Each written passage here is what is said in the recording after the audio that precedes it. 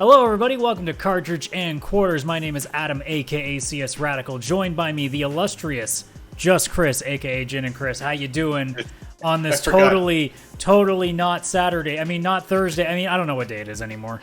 I forgot about the Just Chris thing. That's 3 weeks in a row, and you're not remembering. Come on, man. It's a gimmick. Dude, I'm old. We know this at the end of the show. We know this. That is also true. But aside from your failure to recognize words, gimmicks, and I guess you do recognize that you're old, so I guess there's 1 out of 3 ain't bad. You're batting .333. That's not terrible. But otherwise, how you doing? Good. My nano leaf panels are fixed. They've been broken for like a month and a half. I don't think anybody here would have known that. No, they would not have known that. No, they would have no idea. But for me, the experience, also I use them kind of as a ring light, so it just helped a lot with lighting today. But yeah, I was very happy. And Nanoleaf, very good at customer service. Well, at the very least, something works. Yeah, I like when tech works. I feel like that's a general statement, but hey. Yeah. True. If you're going to speak truth on this podcast, we're down for that. No, yeah, we're down for the truth of technology working.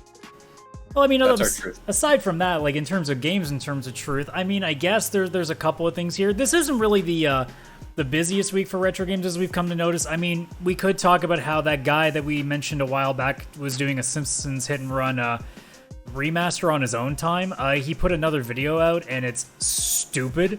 Like how amazing! Like he's changed the cutscenes to be a lot more like the cartoons, and it's insane. It's crazy. It gave me like that South Park game, like the Stick of Truth and the Fractured But Whole, how it actually looks like the cartoon but moving. And like his cutscenes are, how does he not work for, well, I guess Disney now or whoever the heck owns Fox, but like how? I guess the argument you can make is because a lot of people are being like, man, this guy's putting a lot of work in here just to get a cease and desist. Do you know how fucking good that looks on a resume?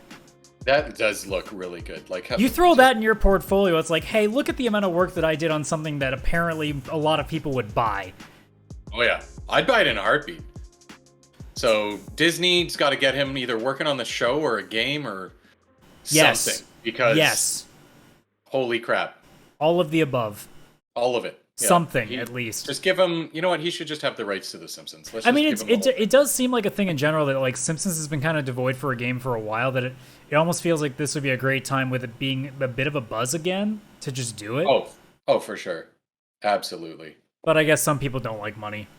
Or they don't like money when it's not their idea, which is another weird thing about millionaires and billionaires, is they don't like making money on ideas that wasn't their own. They'd rather make $1 on theirs than 100 with somebody else's. Yeah. Maybe they just think that The Simpsons running as it is on TV or where, I don't even know if it's still running. I think it's still running. Yeah, it's still going. Yeah, maybe they're just hoping that those numbers just sell themselves, you know? All the people who are excited for season 32 or whatever season they're on. It's probably more than that. Yeah, I haven't watched The Simpsons in like 20 years, so I have no idea. Well, you know what that means. Time to do the old trusty Google. How many seasons is The Simpsons at?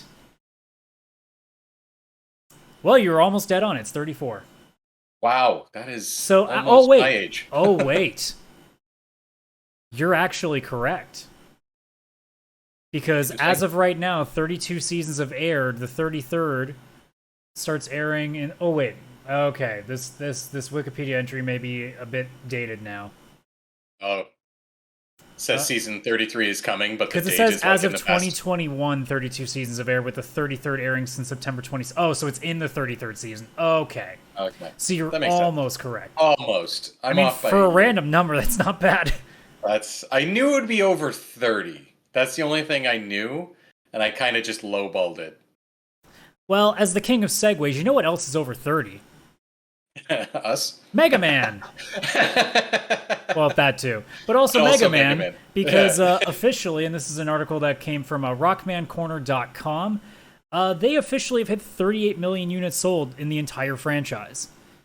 As it was 37 million back in July of last year. So they did another million with all of the different, I guess, repackages that we've seen. And obviously now with Mega Man Battle Network Collection getting brought up soon, there's going to be more coming, and God only knows what happens in the next 12 months too. So the fact that, you know, a series that has been going this long is getting so much closer to 40 million, which is an insane, massive number, considering too how old that franchise is, where a lot of these games were coming out to, they had massive fanfare, but there weren't nearly as many customers back then. Yeah. Like, you imagine with how popular Mega Man was in the early days, but with the audience that happens now, they'd be at like 100 million, probably. Oh, yeah. Like Mega Man 2, Mega Man X, like all of those games that we look as like the pinnacle of the series. Yeah, they would have sold a lot more than what they did. Because these would have been like front page of IGN, 10 out of 10 games that would have been just selling by the millions of copies. Yeah. Oh, Mega Man's such a good franchise. The amount of times I've heard the Dr. Wily theme from Mega Man 2 in my head in the last 30 years, holy crap. Like, I cannot unhear that. To the point that it used to be my ringtone, and I think I even saved it in my voicemail at one point. Like, if people, back in the day when people used to call each other. Like, oh, such a good franchise. I love it so much. I definitely have all those recent collections. I have them on Nintendo Switch and on Steam. Because I was like, well, Steam makes sense because you have them forever. And then it's like, but I also want to just play these on the go because it's Mega Man and it works so well. So rebought them again on sale, but still bought them again. There really comes a time, or there should come a time where I actually go back, especially with X, especially with some of the first couple Mega Man games, like 1, 2, and 3 in particular, and actually make a run at them, because I never really put a lot of time into them as a kid, because I either get them from rentals, or I play them at a friend's house, and I wouldn't get a lot of time with them, and they're not the easiest games. They take time to get used to, because there's a lot, like, it's basically just kind of, learning the boss patterns. It's, once you get more weapons to work with, it's realizing where the weaknesses are and what works best. I mean, I'm sure if I really sat down and made a run at, let's say X, I could probably do some damage, maybe finish it after a while, but like, it's similar to, what was the game that we were both trying to play and eventually gave up on? Cyber Shadow? Cyber Shadow. Yeah, yes. Like, where those games they're really, really fun to play, but god damn are they difficult, and it's really hard to finish. Yeah, 100%. I actually had tried to play Mega Man 2 and Mega Man X. Like, I say recently, but it was within the last, 10 years. It wasn't, that recent. Mega Man 2, super fucking hard, which is funny because people complain that it's, too easy compared to Mega Man 1. And to those people, I say, screw you, because Mega Man 1 is impossible. Mega Man X was a fair bit easier, but I got to the final castle or whatever, and I was like, this is the wall I hit. This is where I'm having real trouble progressing, and I just didn't go back. Yeah. But it's so fun. Like, even when you get to that wall and you're like, all right, you know what? I've been playing this for 10 hours and I can't continue. It's like some of the best 10 hours that you've spent gaming. Yeah, you generally don't hate it. No, because each stage is different. The music is killer on every stage. The bosses, you look forward to seeing them and trying out the different powers when you finally beat one. Oh, just such a great, fantastic series in general. Yeah, and it's with crazy. Spin-offs that need to come back. Oh yeah, and it's crazy when you think about like you were just saying, all the spin-offs. Like, you think about things like Mega Man Legends, as we've talked many times on the show, Mega Man Battle Network, as we just previously referenced, Mega Man Zero, Mega Man and Base. Then you go really off the wall and you go like Mega Man Soccer, which you didn't know existed until I mentioned it. And now it's all I think about. I want this. Like, I see Super Mario Strikers on the Switch. I'm like, that's great. Where the fuck is my Super Mega Man Strikers? Like, I want that. And then you have the JRPG that was on PS2 back in the day, Mega Man X Command Mission.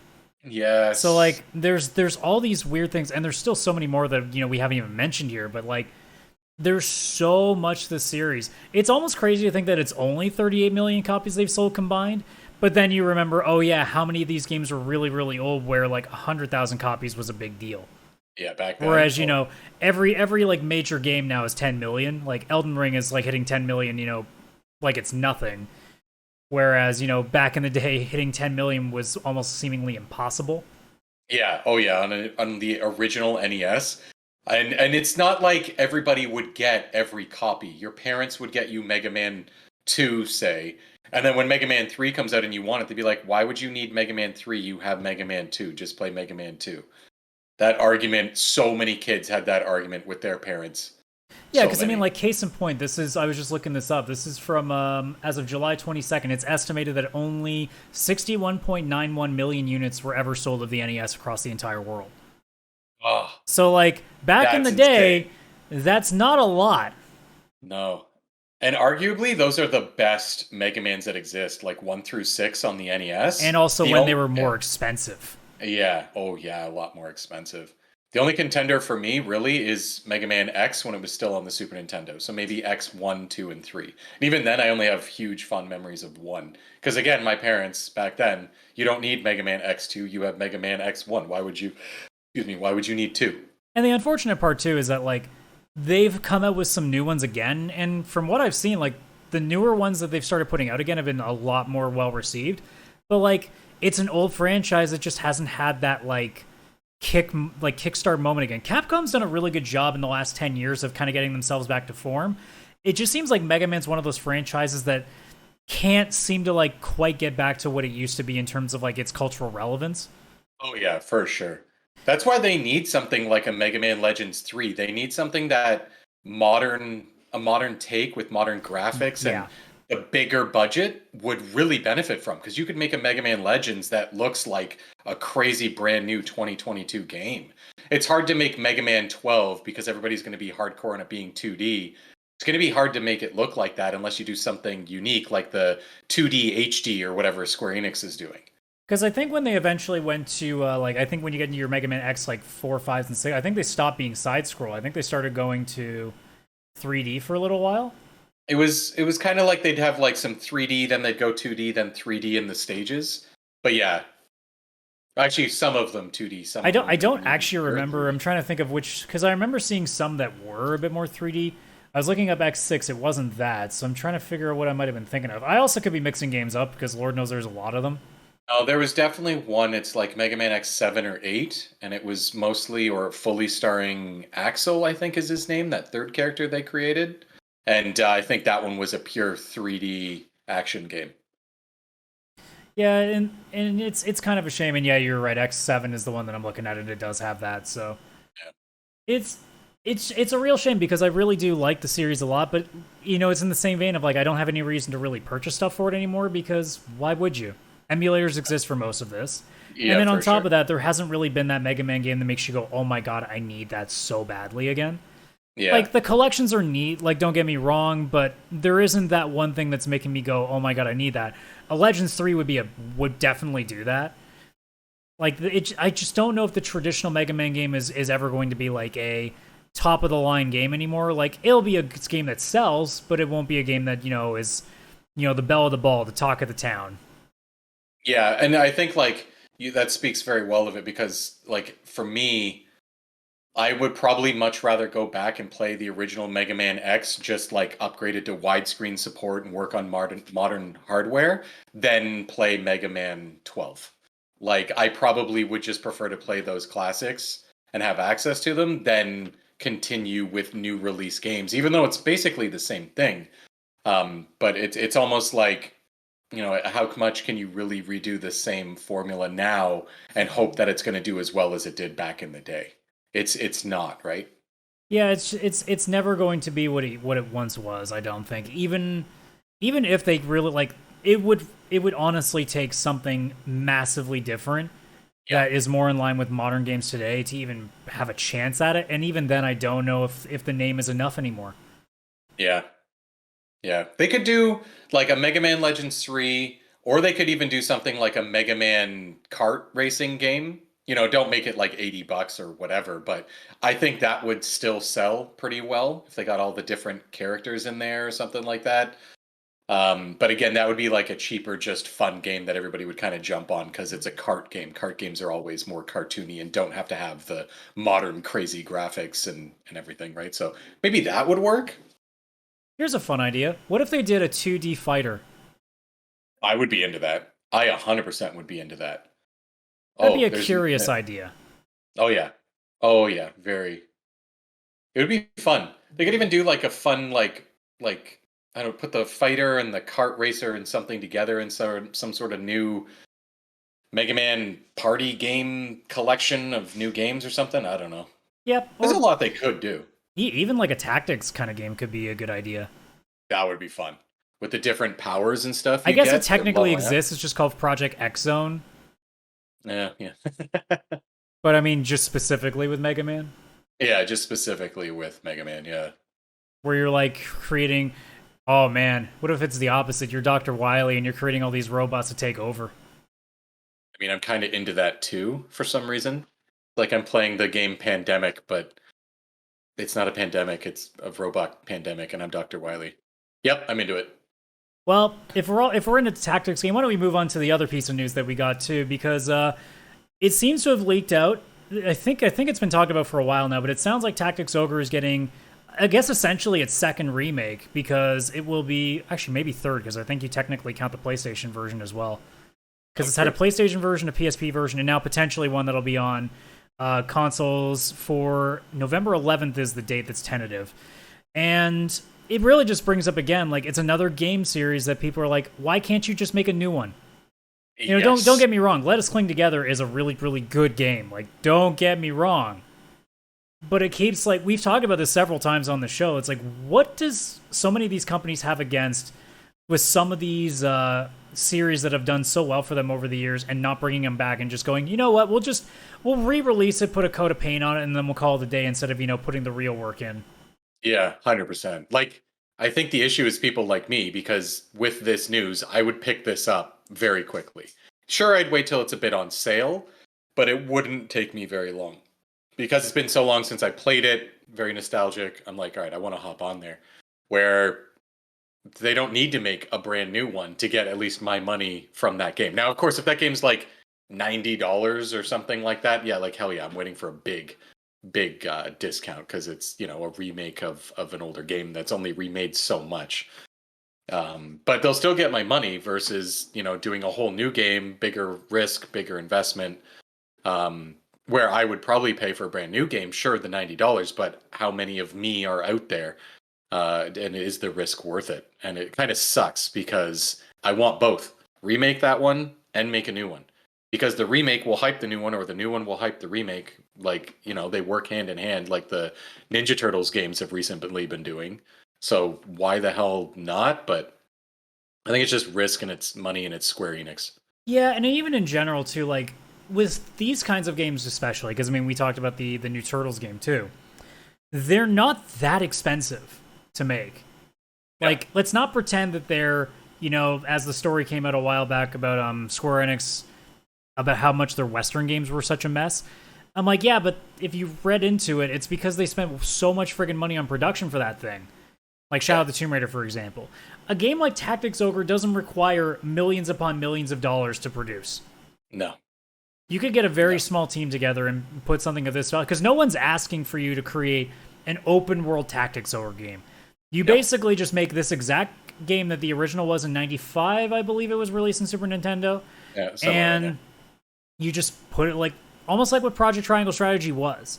And I'm sure that's what the excuse some people will be like, well, it's not like they don't exist. That happens. I'm like, yeah, but it's, again, why the name when you could just literally, Project Triangle Strategy was a game that Square Enix produced, and they could have just slapped a Final Fantasy Tactics label on it, and they didn't do it. It's so bizarre.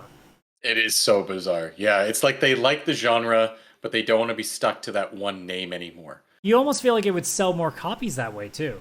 Oh, totally. At first, I thought, okay, it's because they want to get everybody hooked on that genre again, and then they'll come out with the Final Fantasy Tactics, and it'll sell like crazy versus doing Tactics first. But then it's like, but there's not even a word of Tactics coming out. So this was more risky doing it this way anyways. Like, what the heck? Yeah, I get it. It just, like, with so many of these franchises from the older days that don't require a massive upgrade, it's frustrating, because you know that it's something that a lot of people would buy. And granted, it's not like every company has to do this. Like, no one's asking that, but it feels like there's so many out there that are gimmies, that are just straight up layups to get them done. Like, you get a small team of like 20 people at most together, hammer that out in a few years. And again, it's not like you need to have crazy voice acting. You don't need to do that much. Just get the thing out. Like, all that's really important is the gameplay, and you have the template right there. Yeah. And again, I know I'm probably simplifying how this gets done, but still, this isn't asking somebody to create a Destiny, an Uncharted, a Halo level kind of experience. This is a game that's about, it's almost a board game in a video game. Like, it's not that crazy to do. Yeah, and it's and in fact, I think the older style of graphics with this kind of these genres sell more because they are going off a nostalgic name or a nostalgic genre of game. And like they don't even have to put in like, yeah, as you're saying, like the Destiny level of graphics and money and everything, right? They could make a fresh Final Fantasy Tactics, use the like Octopath Traveler engine, and like make a game probably a lot easier than most of the other AAA games out there. And it would still sell like crazy because people love the name and miss it, right? Yeah, and especially if you have people that are passionate about it and you're able to get, people that understand what the series was, what people like about it, and you modernize it, that does really, like, I'm waiting for that one thing that finally tips that scale. And I feel like Turtles is that one that might be starting this because it's done so phenomenally well that people should be paying attention to that, being like, oh, hey, if we actually put a little bit of effort into making games like the old ones used to be, they'll sell really well.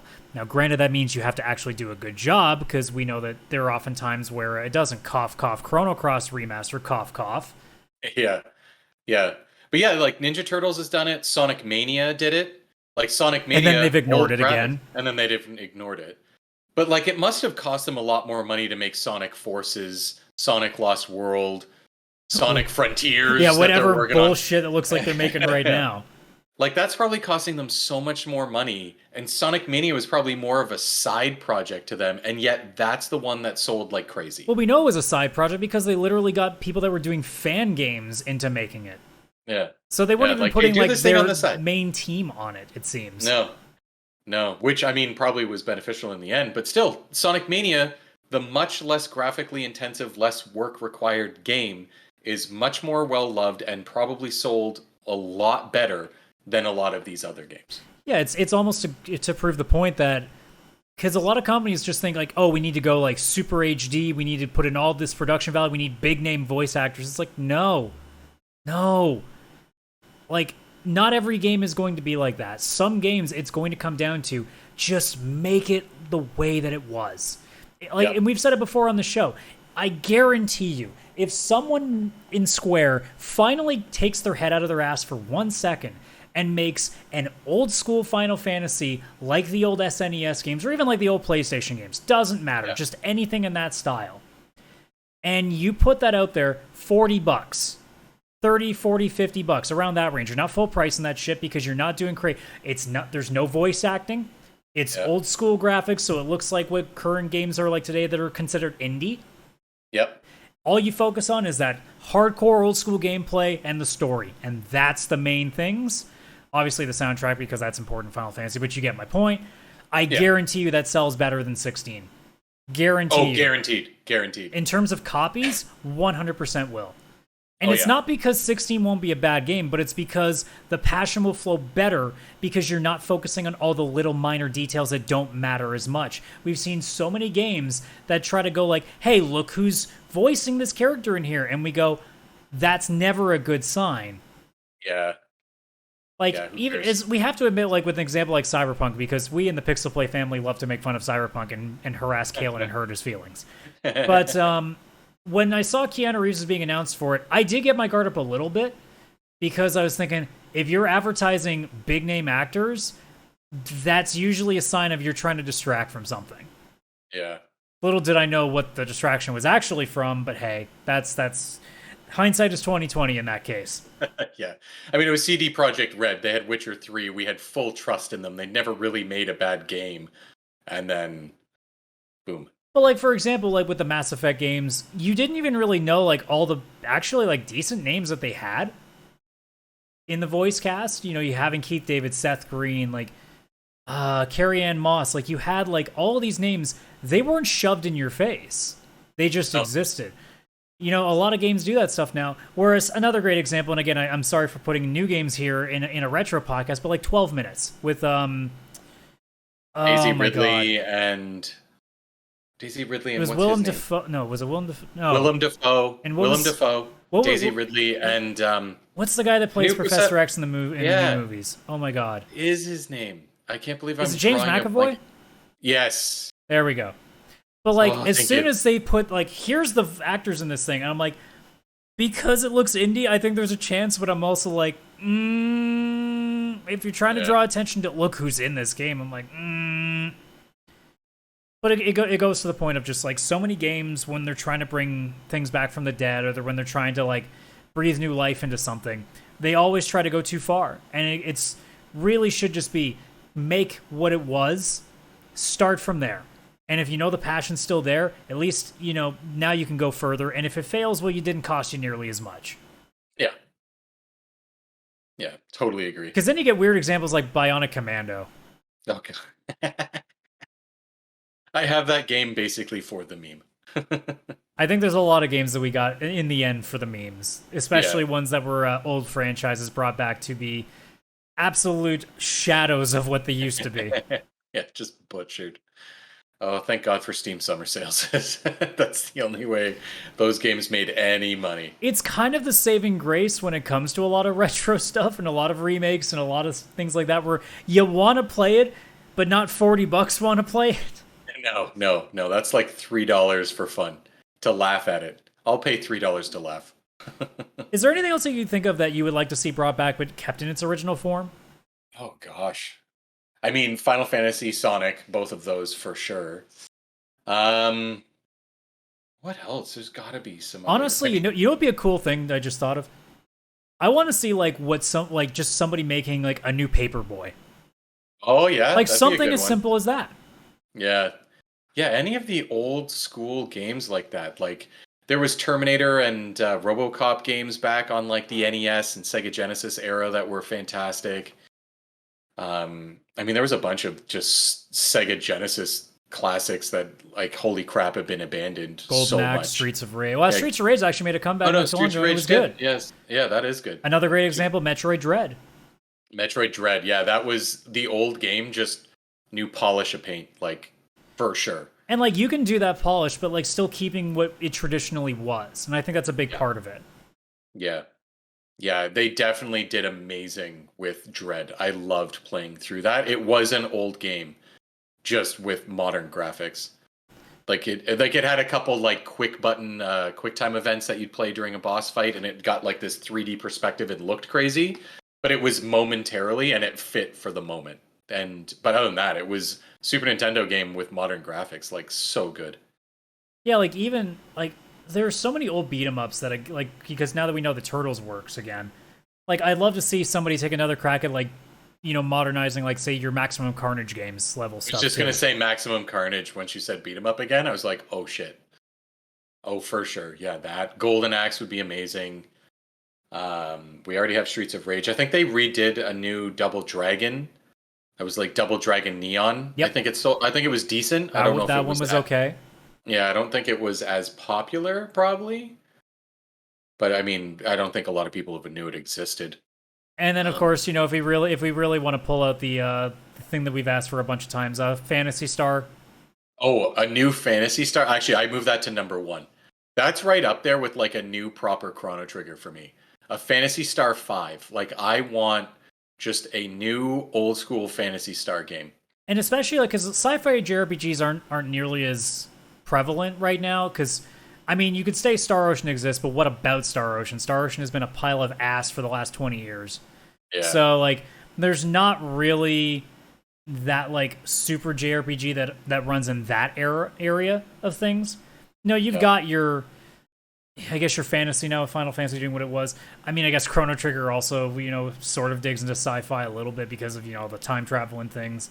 Yeah. But yeah, Phantasy Star would be another big one. I mean, you could literally be my favorite. You could dig through like basically like the Genesis, Super Nintendo era and just pull out so much stuff. I mean, we just mentioned Mega Man earlier. You know, bringing back the old school graphics, and they've kind of done that, and they've done relatively well.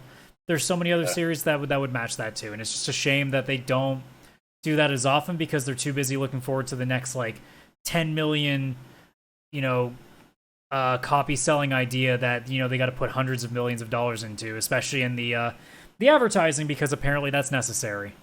Yeah, because even like the old school Disney games, they remade DuckTales and they remade Mickey Mouse Castle of Illusion. And those two games, like the remakes, they were fantastic. Like they were old games brought back with a new cartoon style and everything, but utterly fantastic. And if Disney would just bring back some of the old school, like the Aladdin, the Lion King. I know they've got collections of the games now, but I mean, just make a new one, like even based on one of the newer movies. Oh yeah, it would be really neat to see like a Big Hero 6 kind of thing like that, or do something with Frozen or anything really. Yeah, they could do so many cool old school 2D platformers with these new franchises. Wouldn't be too tough to do. They could get a team to do it. They're Disney, they have the money. And I feel like they would sell like crazy. Put a little bit of difficulty in there. Don't make it like necessarily for kids. Make it more for like, it's optional for also for adults where it's got that old school Disney difficulty in those games and bring them back. Like do that kind of style. I would love to see like a Big Hero 6, I don't know, Moana, for anything. Like all of these franchises. Yeah, it's not like any of them made sense for games. They just happened. No, like the Lion King as a platformer does not make sense. You're a lion cub. Who would think of that as a platformer? Yeah, I mean, and like, it just worked. There were games like Echo the Dolphin back in the day. Like it's, we weren't really thinking too bad about would this make sense as a game. It was just like, let's do it. Oh, fuck that Echo the Dolphin. Fuck it. Like, oh my god. I've never beaten the second level. I have no idea what the hell to do. Well, I know what to do, and that's move on to the last part of our show. Yay. I said with happy sadness. So this week in Whirl, where we take a look at games from 20 years and beyond on the days that they, I guess, were born is the way, brought into the world, released, whichever way you do. We go into things like North American, European, and Japanese releases, and we usually try to stick to like the main set of consoles. We're not going to go like way off and be like, oh, by the way, this game came out on like some random ass like, console that maybe 600 people got. Like we're not going to get to that point. Yeah. So, now we're doing a little bit more of fun names too. Like I'm picking out anything that I think is relevant or funny. So, or even just interesting. So we're going to start with what is July the 24th. This will go all the way to this current day, the actual total day that we're recording this. Not the 28th. It's totally the 30th, guys. I promise. Or I guess if you're listening to this on any other day other than the day it's released, it's not the day that we're talking on right now.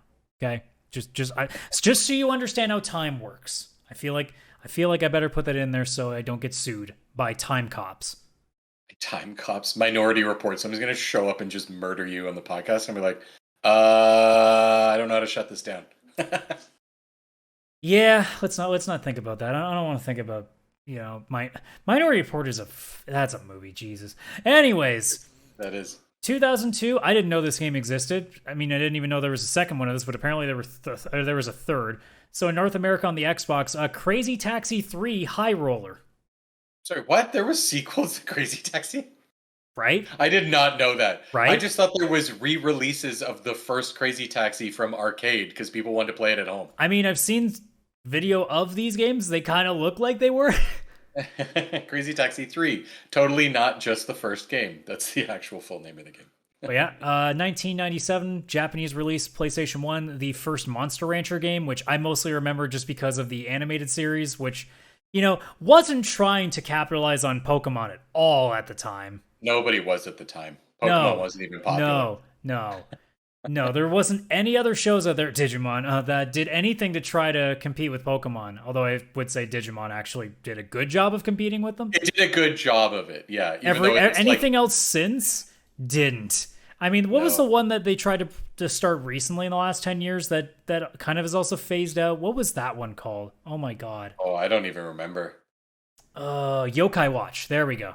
Oh yeah. Okay, yeah. And that one's disappeared. No. That's gone. That doesn't exist anymore. Pokemon is like the World of Warcraft, except actually World of Warcraft got taken down. What do you know? Like somebody like Final Fantasy XIV actually managed to do the impossible. I don't think anyone's ever going to top Pokemon though. I think that might actually be the most impossible one. Because they keep making new games and they sell whether they're good or bad. I mean, you could make an argument that none of them have been good for a long time, but we're also old and jaded, so. Yeah, that's true. These aren't my Pokemon. Well, speaking of Pokemon, this was not intentional, by the way. 1992. I just thought it was funny because the name just made me think of Pokemon immediately. It's a Super Nintendo release in Japan. It's called Blazion. That is just Pokemon on fire. Maybe that's why it's Flareon and not Blazion back in the day. Because, oh, yeah, copyright. You can't do that. You can't do that. No. Now, I will Please send say, them. as I put shots of this game up on the screen right now for anybody watching on YouTube, doesn't actually look that bad. It looks kind of fun for like what was probably an arcade game in the early 90s. Just I like, would you know, love to a play that. space game or a space side-scrolling shooter. Those always were Yep. good. Those are always good. It's pretty hard to fuck them up, but they're almost always good, I would say. Yeah, generally they're not too difficult to accomplish. Back in those days, especially too, those were pretty basic. Like you walked into an arcade, there were a lot of games that were not that great, but they did enough to get your quarters anyway. Oh yeah. We mentioned Turtles earlier. Well, it just happens that in 1992 as well in Japan, Turtles in Time got its Super Nintendo release. Ooh, that's the one most people played. Yeah, you know, no one played that one. No one played that one. It's the first game I'm gonna load up on friggin' the Cowabunga collection when it comes out. It's next month? Next month. Yeah, and then the last one that I have on the list here is a game that probably no one remembers, but you know, if you were here as a child in, you know, the 80s, you might have remembered a very, very important sports game, and I'd really say this was the utmost of sarcasm. 1987 in Japan on the NES called Double Dribble. No, I'm sorry, Chris, it wasn't just called basketball. I remember Double Dribble. I remember that one. I don't think I played it, but I just remember seeing it in the store a lot. Well, because the one thing that was very unique about this game, because I was looking into it, I'm like, okay, this is funny just because it's a sports game, but if anybody's watching the camera now, you probably just noticed what was unique. It had a dunk animation whenever you dunked in that game. Dang. Which was kind of crazy back in that day because it also was a little bit, you know, eye destroying because it blinks like, you know, it's trying to give you a seizure, but hey, it is what it is. Bing, bing, bing, bing. But also it's like, apparently it's one of the few, like one of the early instances of putting national anthems in the games, which is interesting. And also I don't care at the same time, but hey, you know, it is what it is. Honestly though, for a 1987 NES game, doesn't look terrible. You'd play it now? You'd give it a go? I mean, if it was slightly updated to not look absolute ass, I probably would consider it, but like, it's just your old school arcadey basketball game, you know, like what we think NBA Jam is, just, you know, actual 5-on-5. It's NBA Jam before NBA Jam. Well, I mean, the rim didn't, you know, get on fire or anything, so let's hold our horses a little bit there. They were working on the flashing animation. That's why. Moving on, 25th of July, a quick one in Japan, Crazy Taxi 3 High Roller in 2002, so there was just another day of it being released. It's always interesting when like days are so close between like entire like nations. You know, seeing like a North American release and then literally the next day it's in another country. It's just so bizarre how that works out. Yeah. But Pac-Man World 2 for the PlayStation 2 in Japan also happened on the same day in 2002, which again, didn't realize there was a second one. I just knew about the one. I only know about the first one because it's got like the repack edition or whatever that's coming out. Yeah. Yeah, Pac-Man, totally Pac-Man World Repack, I think, or whatever it's called. It's the stupidest name. Here's a bigger game. Now, I have in brackets here, it may have been the 23rd, because the information I saw about this release was a little bit conflicting, but I'm just going to say it now because we missed it last week. 2001 for PC North America. Pretty big game. A lot of people remember this. It was a big deal back in the day when it came out. Max Payne. Oh, Max Payne. Oh, yeah. That face animation, man. Holy crap. And then for the next 10 years, every game figured out some way to sync in bullet time. Oh, yeah. Every single... Holy crap. Every game. It was a rough time for us. Was it though? No, it wasn't. It was fine. I could just buy something else. Tell me if you remember this series. I didn't know this one had a sequel either. This is another thing about doing this segment. I've realized that there's a lot more sequels to games that I didn't think ever even had enough time of day to get more than one. But 2000 N64 in North America, Carmageddon 2, Carpocalypse Now. Oh my god. First, that name is epic. It's stupid, but so epic. Yes. 2, I had no idea there was a sequel to that. I knew about the first game, had no idea there was a Carmageddon 2.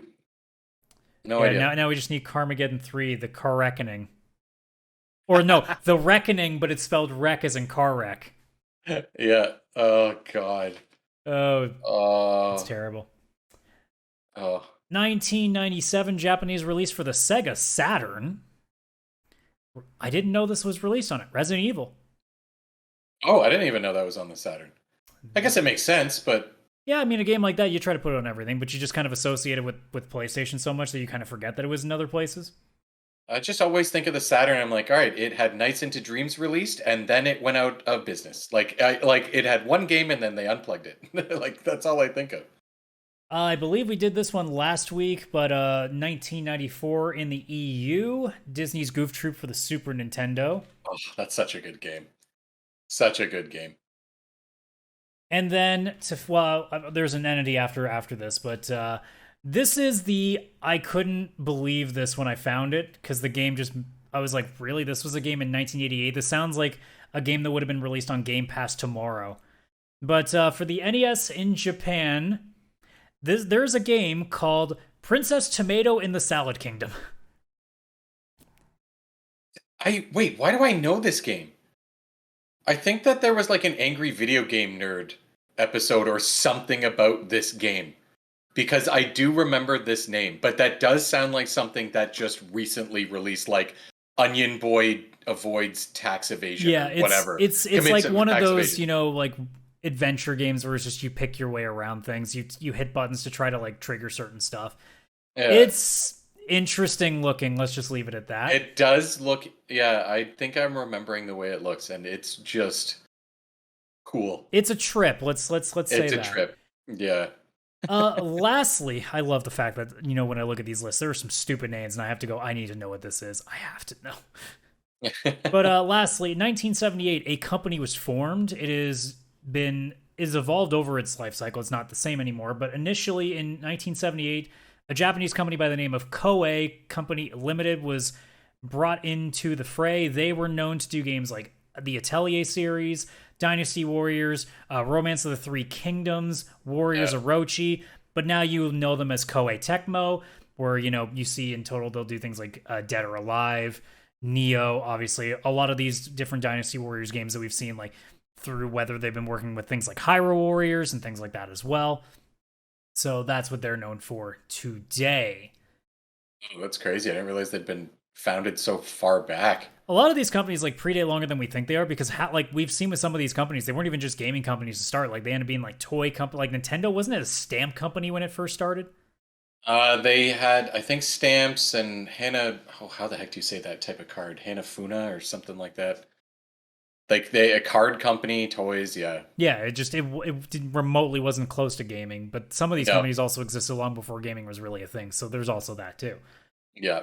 But anyways, moving on to the 26th. Again, another game that I didn't realize had a third, but I mean, it's had different copies. I just didn't realize it went up to 3. I figured it just had different names. But 2001, PlayStation 2 release in Japan, Hot Shots Golf 3.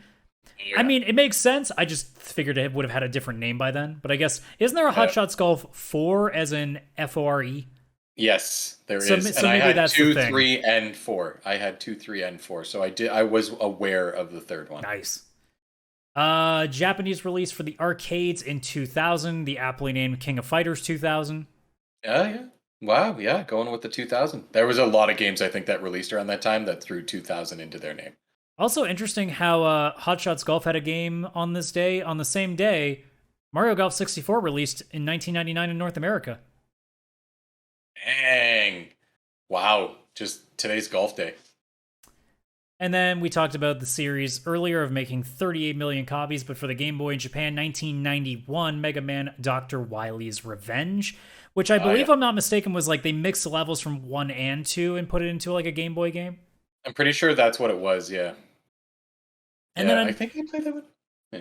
And then another big game that no one's ever heard of, just some, some small title that, did its best on the Genesis, 1991 in Japan. Just Sonic the Hedgehog, no big deal. No big deal. It did what it could, but it didn't turn into anything that might have competed with the biggest franchise in video game history in Mario. Yeah. Oh yeah.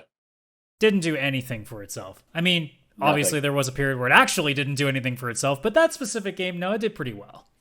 Yeah, that one definitely. And then last but not least, 1988 NES release in Japan, Super Dodgeball. And if anybody remembers Super Dodgeball Advance. Here's a fun story. It's actually not related to the original studio at all. It is a game made as an homage to the original, but it had nothing to do with the studio that first made it. Oh, I didn't know that. And I love playing that game on Game Boy Advance. That was a cool game. Yeah, I just assumed they were the same company, and it was just like later on. I mean, basically, it is the same game. It's just a matter of just a completely different team, I guess, just decided to do it and had the rights to it somehow. Wow. Those dodgeball rights, they're iffy. Well, I guess they dodged the wrench. Oh. Moving on to the 27th, Max Payne was also released in the EU, so we get that crossed off. And then we go all the way down to 1995, Game Boy release in Japan. Yeah, I did say 95. Donkey Kong Land. Oh, I loved that one. Which is astounding to look at, being that it ran on Game Boy. It looked like similar graphics to the Super Nintendo, obviously washed out, the color's gone, but it's crazy how it actually looks like it's running in the same frame rate, which is the thing that impresses me the most. Yeah. Yeah, it was my buddy had that, and I used to play it a lot. He had the yellow cartridge where it was the color of a banana. And it was crazy. I'm pretty sure you could put that one into the Super Game Boy too, and I think it like prettied up the colors and added actual colors and stuff. But yeah, that one was like, I remember looking at it and I was like, how is this the same thing that runs just stupid Tetris? How is this the same? How? Yeah, that really shows like at the end of, because I'm assuming this is pretty close to the end of the life cycle of just the regular Game Boy, which is you know what, that's an interesting question. When did the Game Boy Color get released? It's got to be 98. There. So yeah, it's not too far away, but it's the fact that like a couple of years before the Game Boy was done, or at least you started seeing the initial run of color coming in, because the Game Boy was around since 89. I just looked that up as well. So like that's 6 years in, and they figured out how to get that running pretty well on it. So that's pretty impressive. And they still went for another like 3 years. The Game Boy had a really long run. Yeah, but I mean that was back in the day when consoles did have a bit of a longer run sometimes. So yeah, that is true. Especially handheld, because that was still a very early industry. Yeah, I mean that's pretty much the earliest. Also in 95 for the Game Boy as well, but in Europe, Mario's is it P-Cross or Picross? I say Picross. I have no idea. Yeah, I don't know. I don't even know if that's correct. That's just how I've always said it. I played so much Mario Picross on my Game Boy, and then it released on the 3DS, and I beat the whole thing all over again, and I will do it again if they put that on Switch. Holy crap. I love Picross a lot. It's my favorite type of puzzle game that exists. Yeah, they're actually pretty good. I like them. And then we got a string of stuff in 1990. So starting off, Japanese release for the Genesis, Batman the video game. Was a good one. Batman games on the Genesis weren't too bad. Like some of them were a little bit difficult to figure out. Like I remember Batman Forever being kind of confusing when I first played it. Oh yeah, is that the one where you got to press like select and up to actually like shoot your batarang up and go to the next part of the level? It might be. I know. I remember seeing like this game that we're currently talking about. I remember seeing GDQ. They had a run of it recently, so I do remember that. Also, Game Boy and NES simultaneous release in Japan. Dr. Mario. Oh yeah, that's another good puzzle game. And then I couldn't help myself because again, I had to know what this was. And for the turbo graphics, I know I said I was going to stay away from some things, but hey, I couldn't help myself. Popular enough. I saw a game called Sonic Spike, and I'm like, that's not a Sonic the Hedgehog game. That's before the first one came out. So I looked into it. It's a volleyball game. Why Sonic? Oh. Has nothing to do with Sonic. I will say, as I put the gameplay on the screen here, whoever developed this game really liked their thick ladies, because oh boy. Yeah. This is a game that you could release now, and it's basically Dead or Alive beach volleyball, except it's on grass on this shot. So it's accomplishing, I guess, what you can do on the turbo graphics in 1990 at this point. Yeah. Oh, wow. I've got to play this, I think. And then last but not least, Japanese release for the NES in 1989, Earthbound, aka The First Mother. Oh. I've never played the original. It's been added to Nintendo Switch Online, and I want to play it. I just haven't had the time, because that's just one that if I hadn't emulated it, which I never had, I'd never have had a chance to play it. There's no way. Yeah, I've still got to really take a run at like the one that we know as Earthbound from Super Nintendo era. That's a game that like I've somehow missed. But there's a lot of things that you just sometimes just never get around to. Oh yeah, absolutely. It's kind of the downside of being a kid back in those days when games were not nearly as easy to come by. Yeah, it's Especially because there wasn't a digital store where you could randomly get these games on for $10. Now it's just like, well, you either go to the store and buy it for $69.99, which was not $69.99 as we knew it today. No. Yeah, good luck with that. Or you go to a game rental store and hope it's even on the shelf so you can get it, or that the store even carries it. So it's so easy to miss that stuff. Oh yeah. Anyways, moving on to the 28th. 2000 PS1 in Europe, Suikoden 2. That's another one I still haven't played because I missed all the PlayStation ones. I have played 3, 4, and 5. N64 in Europe, 1999, Command and Conquer, which I actually remember seeing on the shelf at game rental places and went, I played that on PC. I can't imagine doing that with a controller. This is a bad idea. I tried playing that and StarCraft once on N64 because they got ported. It was the absolute worst. Go back and play a lot of games on N64 on that controller and tell me that it's good. I imagine going back and playing GoldenEye today would be a nightmare. I tried it like 10 years ago and it was a nightmare. Yeah. Easily. 1995, Super Nintendo release in Japan, Indiana Jones's Greatest Adventures, aka what was really just Super Star Wars but Indiana Jones. Yeah, 100%. That's what that is. Again, you want to talk about games that could be redone, like just getting like old school, like just side-scrolling like shooters or like platformers of all these movies that we saw, like Indiana Jones and Star Wars did. Yeah. You could do something, instead of canceling that, or like, I guess not, I don't know if it's officially canceled, but delaying that Avatar game, Ubisoft, you could have just done that first. That's true. That is true. But what do I know? 1989, PC release in Japan. It's actually been remade, but I'll give the original name first. It's Ys 3 Wanders from Ys, but people will know it here in North America. On PC, it was released as Ys the Oath in Felghana. I do not know this one. The Ys series? Have you ever heard of the Ys series at all? I don't think so. Like just YS. Because I am saying it. Oh, yes. Sorry, I do know that. I have like 6 of them on Steam. Why am I saying I don't know? Well, it's because I think a lot of people don't know that's actually how you pronounce it. It's Ys. Yeah, that's true. I call it Ys. Right? Like it's just the letter Y, but there's more of them than just one. But yeah, I've actually played Oath in Felghana and Ark of Napishtim, which is the 6th, I think, in there. So like those are the 2 that I've gotten. I recently played a demo of the newest one. I think it's called Monstrum Nox. Yeah, that game needs a different coat of paint. They look like PS3 games that's being released today. It's not the greatest. Yeah. But I mean, that always exists in a lot of the Japanese games where there's just some of them that just look like they were made with $10 in their pockets. So, like the new Valkyrie profile game that was shown off. Where I'm like, that looks like it was like barely making PS2. Yeah, that I don't get that. It's not like it's a nostalgic thing. Like I don't know what they're doing there. Like at that point, you might as well have just gone further back and just made the Super Nintendo level graphic stuff. Yeah, at least people would appreciate like, oh, look at the art style they chose. Right now, people are like, oh, look at the art style they chose. No, I think it's more people like, where's their budget? I don't know. And then I couldn't help myself, but I've actually seen this game before in arcades. I just didn't realize this was the name of it. But you can tell me you can't giggle at 1984 NES release in Japan, Nuts and Milk.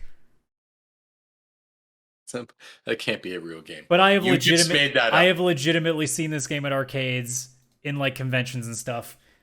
Really? Yeah. Do you remember it was like this game where it's like these 2 little like there's a blue lump and a pink lump and they're climbing like what looks like wooden logs to get like fruit at the top. Oh yeah, I think I do recognize that. That's the name of the game. They named one of the characters Nuts and the other one's Milk. What the fuck? Oh my god. That's developers who were really into cannabis in the 80s. That's right. Moving on to the 29th. Speaking of arcades, do you remember this when we used to always attend the local big arcade known as the Palladium back in our days? Guitar Freaks, 1999 for the PS1 in Japan. Oh. Guitar Hero before it was cool. Yeah, before it was cool. Yeah, those are the true Guitar Hero fans. I remember playing Guitar Freaks in the arcade and hating it because they controlled weirdly. I don't even know if I ever played it. I think that was one that always had like people using it, so I was like, I'll come back to it, and then I never did. I don't think I ever did once. And then also for the PlayStation 1 in Japan, hey, it just happens to be, the other one, Hot Shots Golf 2. There we go. It really is like golf week.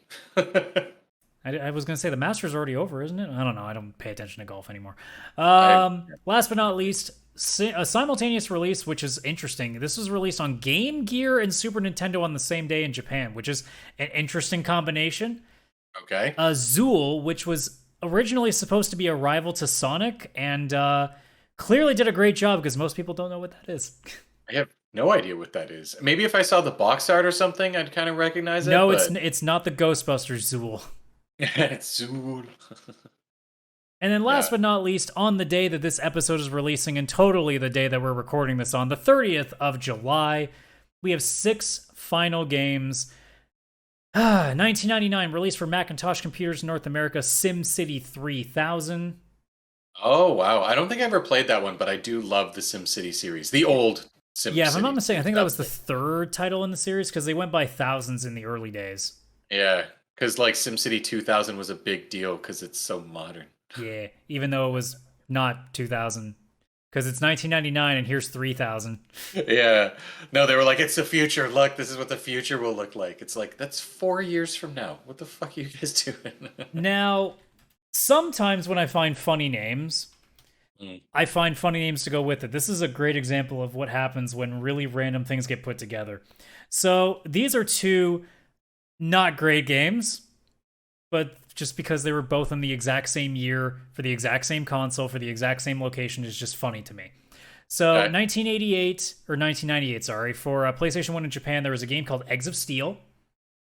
Eggs of Steel? Uh-huh. Okay. Unrelated to Balls of Steel or anything that Duke Nukem ever did. It's a trip. It looks like, one of those really bad, like, animated shows you would see. Like, it almost looks like what Reboot kind of like is like, but, with actually being bad. The gameplay, oh my god, the gameplay looks horrible. Oh my god, it looks like a PC game that was made in the early 90s that was trying to be like or Alone in the Dark, but then try to be a little more graphically good and failed exponentially. Oh god, don't be on any sort of drugs when you look at that game. Please, for the love of God. All right. But the reason I found it interesting is because literally right next to it, there was a game called Hard Boiled that was also released on PlayStation 1 in Japan, and I could not stop laughing when I saw that. I'm having eggs later. There's no way I'm not eating eggs later. It's in my mind. And this has nothing to do with eggs. It's actually this really weird looking like flying car combat game. What? So it's not what I would have expected, but hey, I wasn't also expecting to see a game called Eggs of Steel when I started looking at that list, so it is what it is at that point. Next time I go out for breakfast and they ask me how I want my eggs, I'm going to say made of steel. And then I'll say like scrambled or something. But then we chill out and we get to normal games at the end here. So for the arcades in Japan, Soul Calibur. Nice. That was cool. That was a nice release. That really started kicking the series off. I mean, we all know that Soul Calibur 2 was really the one that really boosted it. That was the real one, yeah. But that was 98 in Japan. Also in Japan, a lot of 98 Japanese releases. I mean, I guess there was really only 2, but I couldn't help but the other 2 that I said earlier. But Star Ocean: The Second Story for PlayStation 1. Oh, nice. Which was very well received. And some would argue the last time Star Ocean was really good. Yeah, I want to replay the first 2. Those are really the only ones I have any desire to go back and play. And I have an affinity for Till the End of Time, but I also think that's because like that was like my first Star Ocean. Yeah, that was my first one too. But like anything after that, I mean, Last Hope was okay, but anything after Last Hope is, oh god, no, please. Ugh. And then last but not least, it's so ironic because I forgot that it was on this list, but I mentioned it earlier. 1993, both released in North America and Japan for the Sega Genesis, Echo the Dolphin. Oh my god, that stupid game. It's so annoying. I can't figure it out. The controls suck. I think everybody was just excited, like, I get to be a dolphin, and then all of a sudden they start the game. Yeah, we all watched Free Willy and thought that was the same thing. Yeah, I mean, it's pretty satisfying when you get some speed, jump out of the water, does a little flip, and comes back in the water. But I mean, you can play that game for literally 45 seconds, you'll get your fill and you're good. So don't pay for it, just get a Sega Genesis collection. Play Phantasy Star and Sonic, and then just throw a quick 45 seconds of Echo in there. That's all you need. That sounds like a plan. And with that, that is the end of This Week in Weird World, and that is the end of our show. So on behalf of Chris, I thank everybody who checked out this week's episode. If you enjoyed what you saw, what you heard, Obviously, share us with all your friends. If you're on an audio platform that lets you rate us, please give us that 5-star rating. We greatly appreciate that. And if you're watching on YouTube, like the video, subscribe to the channel. And if you guys want to know more about us, you can check out our Linktree at linktree/pixelplaypodcast. That is linktr.ee/pixelplaypodcast. That's where you can find all of our socials, link to our Discord, where you can find all different audio platforms of the podcast and the YouTube channel as well. So with that being said, thank you so much for checking us out, and we will see you guys on the next episode where hopefully A, there's more news, and B, there's another really funny reference of games like Hard Boiled and Eggs of Freaking Steel. Bye, everybody.